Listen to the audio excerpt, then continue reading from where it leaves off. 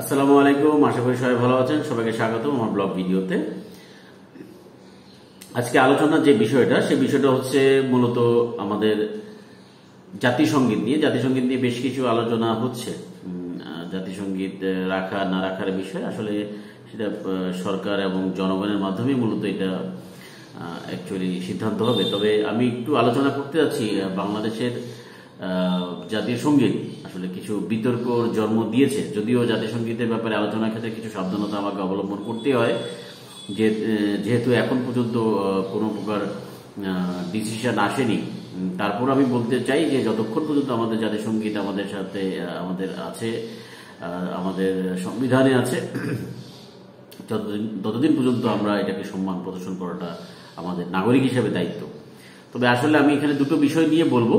দুটো বিষয় হচ্ছে আমরা বাঙালি জাতীয়তাবাদ এবং বাংলাদেশি জাতীয়তাবাদ, এই দুটো বিষয়কেই আসলে আমাদের জাতীয় সঙ্গীতকে পার্থক্য তৈরি করে দিচ্ছে আমার কাছে যেটা উপলব্ধি।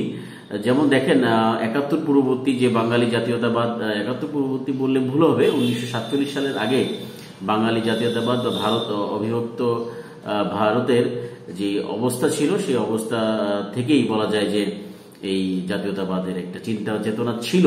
তবে একটি অংশের ছিল, পুরোপুরি অংশের ছিল না। তো এখানে যেহেতু আমরা মুসলমান, আমাদের মুসলমান সংখ্যাগরিষ্ঠ এরিয়া, সেই জায়গা থেকে আমরা বাঙালি জাতীয়তাবাদের যে চিন্তা চেতনা, সেটা থেকে আমরা কিন্তু বেড়ে এসেছি। আমরা বাংলাদেশি জাতীয়তাবাদের চিন্তা চেতনা থেকে আমরা এগিয়ে যাচ্ছি সামনের দিকে।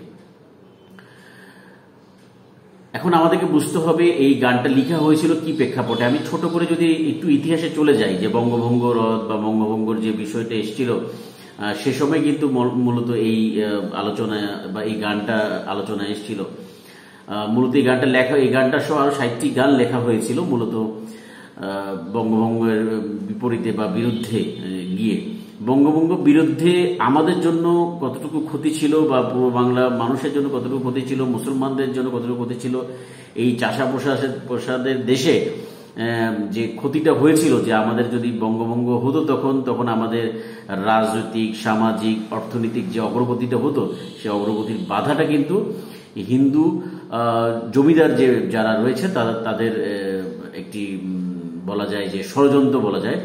কারণ তারা চায়নি এই অঞ্চলের মানুষ কখনো উন্নতি করুক, এবং সেই জায়গা থেকে তারা এ ধরনের এগ্রেসিভ মানসিকতা দেখিয়েছিল এবং সে সময় অনেক আন্দোলন করেছিল। এবং সর্বপ্রথম বঙ্গদর্শন নামে একটি পত্রিকা, যেটা বঙ্কিমচন্দ্র চট্টোপাধ্যায়ের নিজে এটা পাবলিশ করত। তো সেই জায়গা থেকে বলা যায় যে বঙ্গভঙ্গ সময়ে এই কবিতা বা বিভিন্ন যে সেমিনার হয়েছিল, সেই সেমিনারে এই কবিতা বা তার আরো ৬০টি কবিতা অথবা গান বলা যায় তখন প্রতিবাদ স্বরূপ লেখা হয়েছিল। এবং এই প্রতিবাদটা ছিল এই অঞ্চলের মানুষের যে স্বাধীনতার বিরুদ্ধে। আমি মনে করি এই অঞ্চলের মানুষের স্বাধীনতা, কারণ তখন যে বেঙ্গল যে প্রেসিডেন্সি, সেই জায়গাটা লর্ড কার্জনের একার পক্ষে এত বড় অঞ্চল মেনটেন করা পসিবল ছিল না। সেই আসপেক্টেই মূলত এই বঙ্গভঙ্গের বিষয়টা এসছে। উনি মূলত ১৮৯৯ সালে এই অঞ্চলের দায়িত্বভার গ্রহণ করেছিল। তো তারপর থেকে এই আলোচনা, এবং পরবর্তীতে তাদের হিন্দু জমিদার এবং হিন্দু যে সংগঠনগুলো ছিল, যেমন আমি যদি বলি যুগান্তর, কলকাতা ভিত্তিক এবং ঢাকা ভিত্তিক একটি হিন্দু সংগঠন ছিল, অনুশীলন সমিতি, এই দুটো সমিতি মূলত খুব এগ্রেসিভ আচরণ করেছে, যে যাদের সদস্য হল ক্ষুদিরাম, সূর্য সেন এবং প্রীতিলতারা। ব্রিটিশ ভারতে চিন্তা করলে তারা খুব সৈনিক বলা যায়, যেমন উঁচু মানের বলা যায় যে সম্মান তারা পেয়ে থাকে। কিন্তু আমাদের পূর্ব বাংলার যদি ইতিহাস যদি আমরা চিন্তা করি, পূর্ব বাংলা ইতিহাসে বা তাদের স্বাধীনতা, সার্বভৌমত্ব অথবা যেই অর্থনৈতিক মুক্তি, সেই জায়গা থেকে যদি চিন্তা করি, সামাজিক মুক্তির জায়গা থেকে যদি চিন্তা করি, তারা কিন্তু আমাদেরই বিরোধী ছিল, আমাদের এই অঞ্চলের মানুষের বিরোধী ছিল। সেই আসপেক্টে, সেই জায়গা থেকে বলতে পারি তারা আমাদেরকে এক ধরনের ক্ষতি করেছিল। সেই ক্ষতি করার মাধ্যমে এই গানের রচনা বা এই গানের আবেগ সেই বাঙালি জাতীয়তাবাদের থেকে তৈরি হয়েছে। আমাদের দেশে বেশ কিছু ওইপন্থী টাইপের লোক হয়তোবা আমরা দেখতে পাই। যেমন আমি যদি আপনাদেরকে খুব উদাহরণস্বরূপ একটি কথা বলি, যে আমাদের খুব রিসেন্টলি একজন ভদ্র মহিলা মারা গিয়েছে। আমরা জানি যে সঞ্জিদা খাতুন, আমার দেখা অদ্ভুত একটি বিষয় আমি দেখেছি যে কোনো হিন্দু মারা গেল, রবীন্দ্রনাথ যেহেতু এই কবিতা লিখেছে বা এই গানটা লিখেছে, তার মরদেহের সামনেও তারা এই গানটা গাইবে না।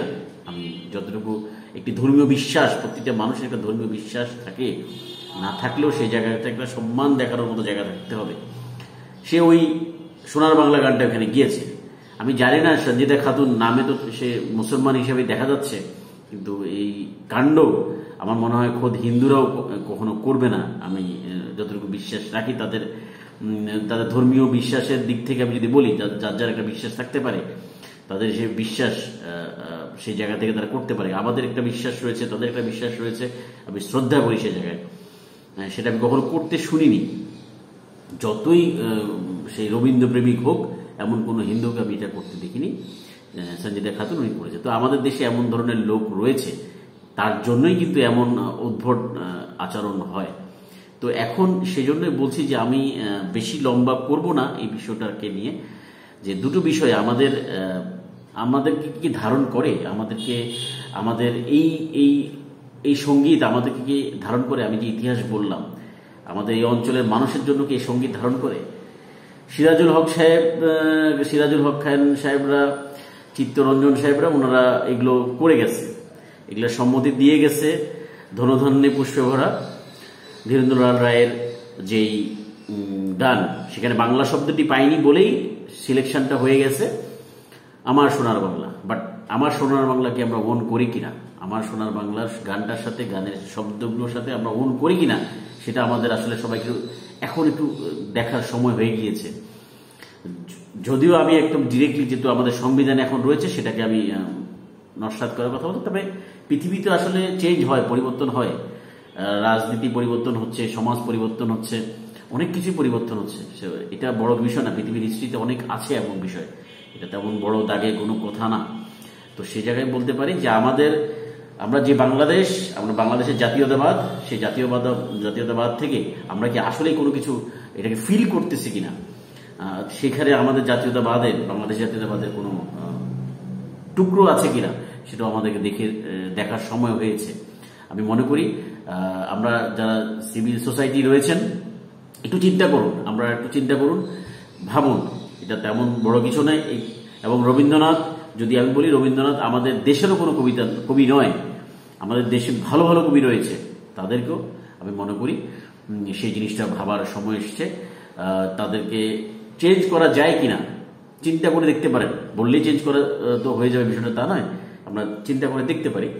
তার মাধ্যমে আমাদের যে জাতীয়তাবাদ, বাংলাদেশের জাতীয়তাবাদ, বারবার আমি বলছি, সেই জায়গাটা যেন আমাদের আসলেই আমরা অর্জন করতে পারি, সেই আশা ব্যক্ত করে আমি জানি না এই ভিডিও তাদের পর্যায়ে যাবে কিনা, তবে আমার এই কথা বলার মাধ্যমে একটু চিন্তা করার বিষয় যে আমরা আসলে জাতি হিসাবে নিজস্বতা অনেক বেশি প্রয়োজন, আমাদের নিজস্বতা অনেক বেশি প্রয়োজন। আমি অন্য দেশ থেকে কোনো কিছু ধার করে নিয়ে এসে আমার জাতীয় শক্তির যে জায়গাটা, আমাকে রিপ্রেজেন্ট করার যে জায়গাটা, সেই জায়গাটা যেন কোনো ধারকৃত কোনো বিষয় না হয়, সেটা যেন আমরা নিজস্বতা রাখতে পারি।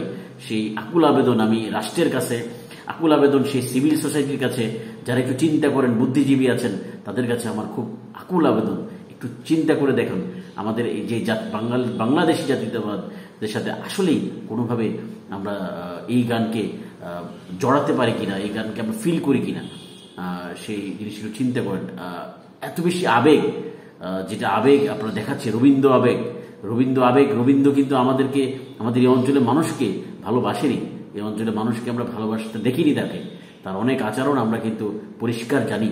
তো আমাদের ভালোবাসা, আমাদের এই জনগণ, আমাদের মানুষের জন্য দয়া করে একটু চিন্তা করেন, ওই আবেগ বাদ দেন। রাষ্ট্রের কাছে, সমাজের কাছে, বুদ্ধিজীবীদের কাছে এই আবেদন রইল আমার। জানি না এই ভিডিও তাদের কাছে যাবে কিনা, তবে আমি একটু আপনারা ভাবার সময় হয়ে গেছে। এই জেনারেশন কিন্তু ভাবছে, আপনারা একটু সহযোগিতা করুন, আশা করি সবকিছু পরিবর্তনযোগ্য বা পরিবর্তন হবে।